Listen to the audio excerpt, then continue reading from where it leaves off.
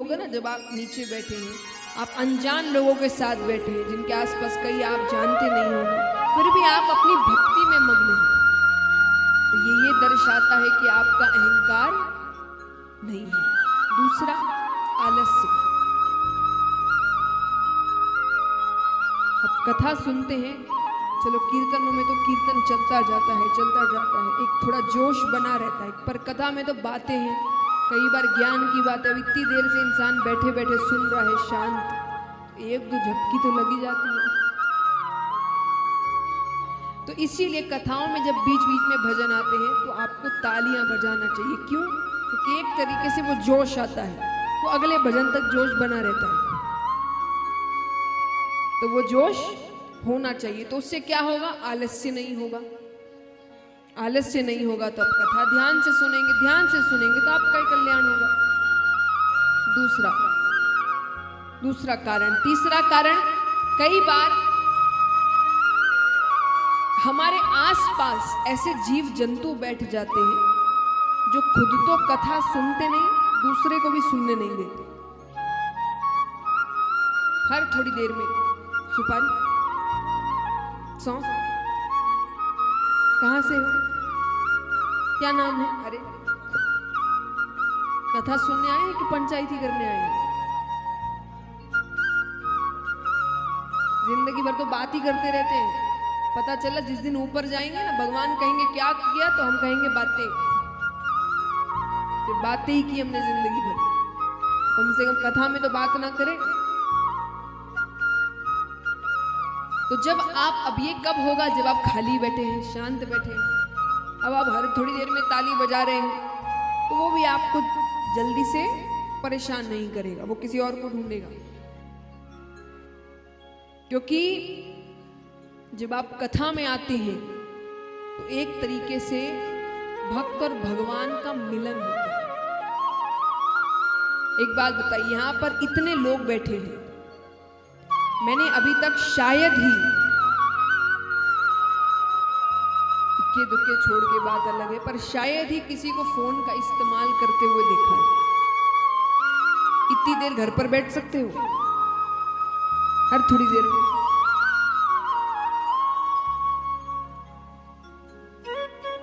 तो जब अब यहां आते हैं ना, किसी से बात नहीं हो रही, लेकिन फिर भी खुश है। क्यों? क्योंकि इस वक्त भगवान से मिलन होता है। तो इस वक्त जो ऐसे जीव जंतु आपको परेशान करे तो आपको मिलने नहीं देते, तो ये ताली आपको उन जीव जंतुओं से बचाती है।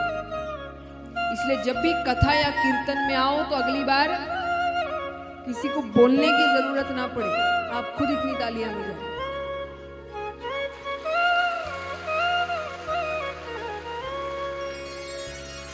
हाँ, ये पूरी कथा में चलना चाहिए, है ना? ऐसा नहीं अभी बस करके थक गए।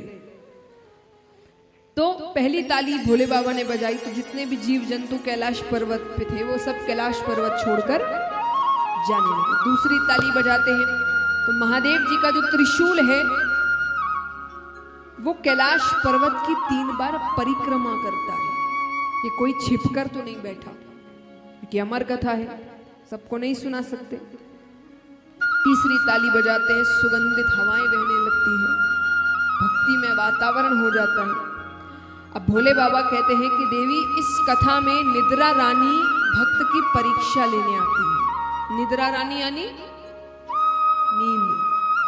तो आप ध्यान से सुनिएगा, क्योंकि ध्यान थोड़ा भी इधर उधर हुआ तो वो अपनी गोद में, यानी नींद आ जाएगी आपको।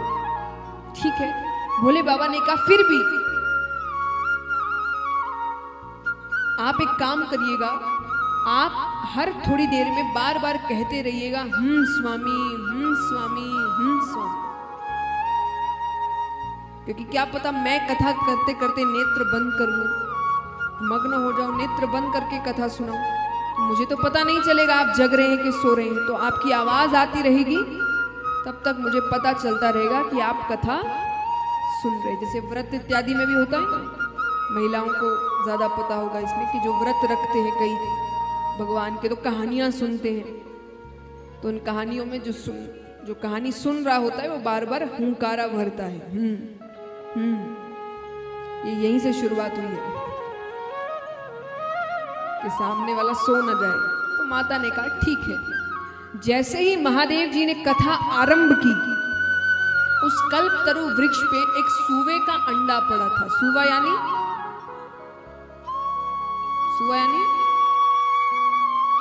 तोता, उसका अंडा पड़ा था। वो उसी वक्त फूटता है, उसमें से एक शूक बालक निकलता है, यानी तोते का बच्चा। अब वो भी बैठकर कथा सुन रहा है शांति से। थोड़ी देर महादेव जी ने कथा करी, फिर उन्होंने नेत्र बंद कर लिए। अब वो नेत्र बंद कर कर पूरी कथा सुना रहे। माता थोड़ी देर सुनती है, थोड़ी देर बाद सो जाती है। लेकिन फिर भी महादेव जी रुके नहीं। क्यों नहीं रुके? तोते का ये स्वभाव होता है, वो कोई भी शब्द बार बार सुन ले तो वो उसको दोहराता है। होता है कि नहीं? जिनको कभी उन्होंने तोता पाला होगा तो पता होगा कि आप उनसे कोई शब्द बार बार कहो तो वो भी दोहराएगा। कि यहाँ पर माता तो सो गई, अब वो शुभ बालक कह रहा है स्वामी, स्वामी, स्वामी। अब भोले बाबा ऐसे लीन है भक्ति में कि उनको तोते की आवाज माता की आवाज लग रही है। उनके बस कान में स्वामी जा रहा है, उनको उससे ही मतलब है। उन्होंने पूरी कथा सुना दी। अंत में किसी बात से उन्होंने आंख खोले कि देवी आपने क्या समझा? देवी तो नींद में। उन्होंने उठाया, माता कहती अरे मुझसे गलती हो गई, आप फिर से कहिए, मैं अब नहीं सोऊंगी। भोले बाबा कहते वो तो ठीक है, लेकिन अगर आप सो रही थी इतनी देर से स्वामी कौन कर रहा था? इधर उधर देखते हैं, आंखें ऊपर जाती है तो वो शुभ बालक बैठा है। अब देखिए इसमें गलती दोनों की नहीं है। भोले बाबा को क्या पता कि जब उन्होंने पूरी तैयारी कर ली थी तब तक वो अंडे में था। तो जब त्रिशूल ने परिक्रमा की तो कोई जीवित उस वक्त नहीं था। और भोले बाबा को लग रहा है कि ये पता नहीं कौन है जिसने छुपकर मेरी कथा चोरी से सुनी। उनको आ रहा है क्रोध। तो अब आगे आगे शुभ बालक भाग रहा है और पीछे पीछे हाथ में त्रिशूल लेकर महादेव जी। इसको तो मैं मार कर रहा हूं, इसने चोरी करी मेरे घर में। 3 लोग 14 भुवन घूम लेते हैं, कोई मदद नहीं कर रहा। कौन करे? महादेव जी से कौन दुश्मनी ले? कहते हैं कि जब दैत्यों से संकट आए तो देवताओं के पास जाओ, पर जब देवताओं से ही संकट हो तो किसके पास जाए? तब ब्राह्मण देवता के पास जाओ। ब्राह्मण देवता, सिर्फ ब्राह्मण नहीं, ब्राह्मण कुल में पैदा हो जाने से कोई देवता नहीं बन जाता। आपने वो शिक्षा प्राप्त की हो तो ब्राह्मण देवता के पास जाओ। तो वो शुभ बालक पृथ्वी पर आता है, वेदव्यास जी के घर पर। उनकी धर्मपत्नी उबासी लेती है, उनके मुख से वो उनके गर्भ के अंदर चला जाता है। तो भोले बाबा आए, नेत्र लाल, गुस्से में, हाथ में त्रिशूल।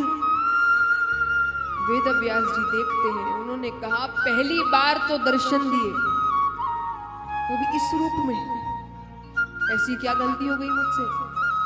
भोले बाबा कहते हैं एक चोर मेरे यहां से चोरी कर कर आपके यहां आया है। वेदव्यास जी कहते चोरी आपके घर पे? चुराने को है ही क्या? भोले बाबा कहते क्या कहा?